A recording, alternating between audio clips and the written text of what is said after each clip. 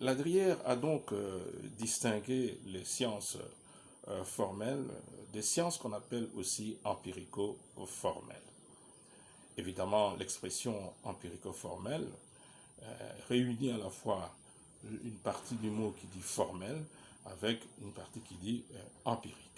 C'est donc des sciences qui sont empiriques, qui tablent sur l'expérimentation empirique, qui tablent sur la vérification, l'objectivation, n'est-ce pas, de données de manière empirique. Avant d'établir, de fonctionner pour établir la vérité des choses, la physique, la biologie, la botanique, la chimie et tant d'autres sciences qui sont corrélées à cet ordre empirique, eh bien, il établit l'objet du point de vue empirique. Est-ce que l'objet existe empiriquement du point de vue de l'expérience? Est-ce que la grandeur qui est concernée dans mon analyse, à moi scientifique, physicien ou chimiste, est-ce que cette grandeur existe d'abord du point de vue de l'expérimentation? Et alors, s'il s'agit d'une loi physique ou une loi de chimie, etc., une fois qu'on a établi que la chose existe du point de vue expérientiel, alors on va essayer de l'exprimer à partir, n'est-ce pas, d'une formulation qui relève des sciences formelles. Prenons par exemple ici un exemple que j'ai évoqué, c'est un exemple de la physique. Hein. Donc, quand on doit étudier, n'est-ce pas, la vitesse d'une grandeur, d'un projectile ou d'un véhicule ou d'un être humain qui se met à courir, eh bien, pour avoir cette vitesse, on s'est dit, la dérivée de la vitesse égale à la dérivée de l'espace, n'est-ce pas, divisée par la dérivée du temps.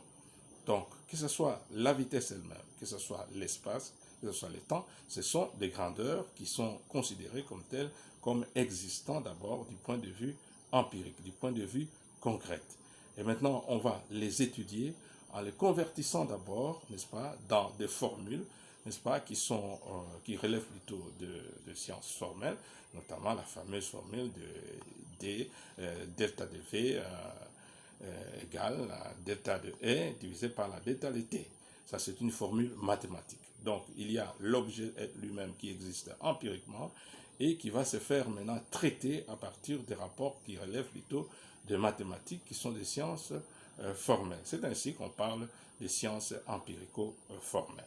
Évidemment, l'entrée du formalisme ici dans l'étude des données empiriques a une conséquence assez extraordinaire, c'est que elle va permettre l'opérativité plus facile, les permutations dans l'investigation. Si j'ai cherché la vitesse à partir de l'espace divisé par le temps, je peux chercher le temps à partir de la vitesse et de l'espace, je peux chercher l'espace à partir du temps et la vitesse. Donc j'ai plusieurs possibilités de manipuler le rapport entre les grandeurs physiques à partir de formules mathématiques et ainsi d'avoir beaucoup plus de fécondité dans mon investigation. C'est comme ça que le sens du point de vue des sciences empirico-formelles, n'est-ce pas, se fait ressortir.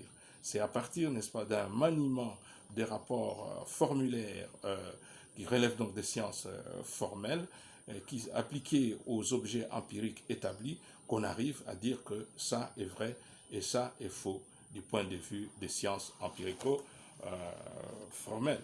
Donc les vérités dans l'ordre des sciences empirico-formelles relèvent donc de ce double maniement. D'un côté, l'établissement des données comme vraies du point de vue empirique et, n'est-ce pas, de l'autre côté, la présentation de ces données au travers des formules qui relèvent des sciences formelles, notamment ici des mathématiques, pour arriver à calculer, à quantifier, n'est-ce pas, la chose physique, la chose chimique, la chose biologique qu'on est en train d'étudier.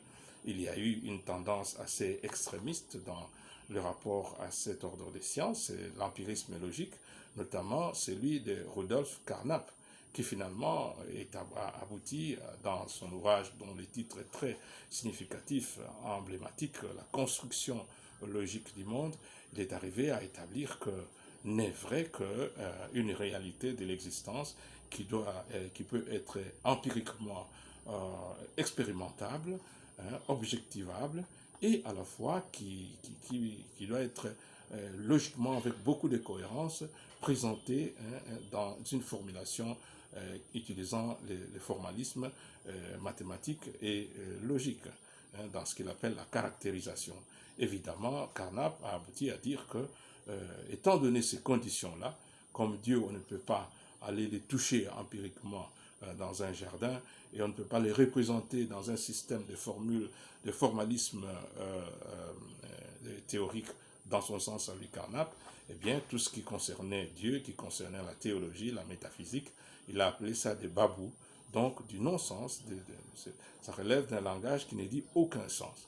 Évidemment, et ça c'est un extrémisme qui est insensé, parce que tout simplement, comme nous venons de le voir, les sciences empirico-formelles ont leur propre objet, ont leur propre manière de fonctionner, et leurs objectifs et leurs méthodes. Et donc, la réalité de Dieu, qui relève plutôt de la foi, n'est pas réductible, n'est-ce pas, à une approche qui relève des sciences empirico-formelles en tant que telles, même si la foi n'exclut pas la science. Dans une autre leçon, nous allons démontrer comment la foi par rapport à la science et à la technologie est plutôt inclusive.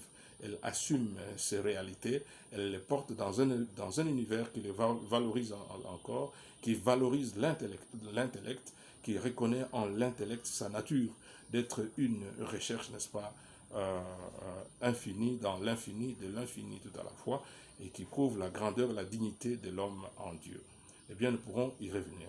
Donc, pour récapituler, nous venons de voir comment, dans leur manière d'articuler les sens, de dire les sens, les sciences formelles ne peuvent pas, n'est-ce pas, réduire la foi à un objet limité à leur point de vue et qui n'a pas de sens à leur point de vue. Nous venons de voir comment les sciences empirico-formelles, elles non plus, ne peuvent pas réduire l'ordre de la foi à un ordre de choses insensées qui n'ont aucune cohérence. Et maintenant, venons-en à un troisième ordre d'articulation des sens, de dire la vérité des choses qui existe avec nous dans le monde. C'est l'ordre des sciences que Ladrière appelle, n'est-ce pas, les sciences herméneutiques, les sciences du sens. Partons des exemples pour comprendre la singularité de ces domaines de sciences. Lorsqu'il est question, par exemple, de quelqu'un qui dit à un autre, un homme qui dit à une femme, je t'aime. Ce n'est pas aux mathématiques de dire la quantité du je t'aime. Ce n'est pas aux sciences empirico-formelles de dire la quantité du je t'aime. Lorsque quelqu'un dit à un autre, je crois, c'est pareil, que ce soit les sciences formelles ou les sciences empirico-formelles, elles ne peuvent pas nous dire la consistance, le contenu du je crois, de cette assertion je crois. Lorsque quelqu'un dit je te fais confiance, eh bien, ni les sciences formelles ni les sciences empirico-formelles ne savent pas nous dire que la consistance de je te fais confiance. Mathématiquement, on ne saurait pas le dire, et la physique non plus ne peut pas dire, n'est-ce pas, le mot le plus cohérent au sujet du je t'aime, au sujet du je crois, au sujet du je te fais confiance. Ce qui est en jeu ici, c'est de comprendre qu'est-ce que ça signifie je t'aime, qu'est-ce que ça signifie je te fais confiance, qu'est-ce que ça signifie je te crois, qu'est-ce que ça signifie je suis lié à toi. Là, la consistance de la signification, elle est en jeu. Il faut la chercher par une discipline tout à fait appropriée, par des méthodes tout à fait appropriées. Eh bien, il existe un certain nombre de disciplines, selon Jean Ladrière, qui sont des outils, n'est-ce pas, de prédilection pour traiter des genres de propositions de ce genre-là. Et donc, c'est ça, les disciplines qu'il appelle les sciences, n'est-ce pas, herméneutiques. Et ici, on peut classer la sociologie de la famille, pour ce qui est du je t'aime, la psychologie, la psychanalyse, la philosophie, la théologie, pour ce qui est du je crois, je te crois, Seigneur, je m'attache à toi, Seigneur.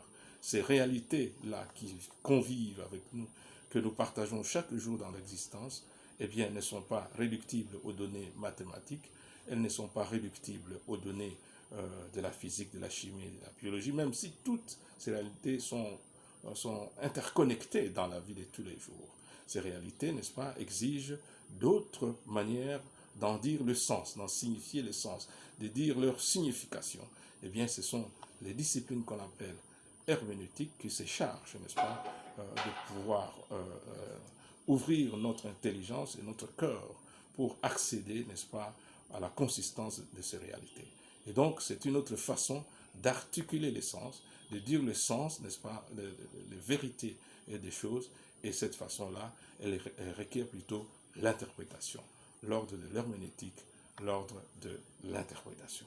Et alors, on pourrait continuer les analyses de manière assez simple comme on fait, pour savoir la particularité du langage de la foi, hein, qui est d'être auto-implicative, hein, et une autre particularité, c'est la performativité.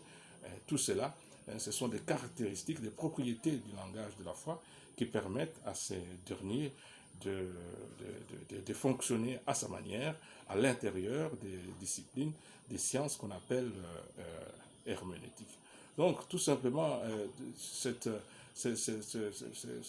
présentation laconique et même vulgarisatrice, je reconnais, de la pensée de Jean Ladrière, a pour but d'attirer notre attention pour dire que, bien sûr, nous sommes dans la vie devant une diversité de domaines de la vie, des choix à faire par rapport aux sciences, par rapport aux disciplines, par rapport aux opinions, mais sachons que pour ce qui est de la foi dans ce rapport aux sciences, aux autres domaines de la vie, n'est-ce pas, et il faut considérer que la foi a sa singularité, hein, qui lui est propre comme mode d'articulation du sens et qui n'est pas réductible à l'articulation du sens des sciences formelles, à l'articulation du sens dans les sciences empirico-formelles.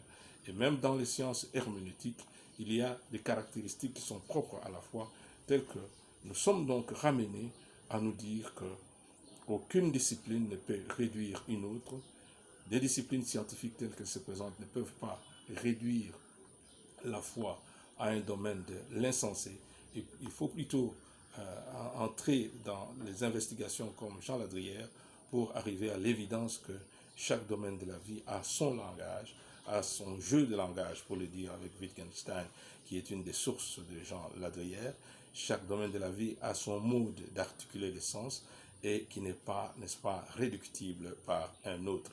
La foi a sa singularité et nous sommes donc invités à découvrir cette singularité dans notre cours de la doctrine fondamentale de l'Église.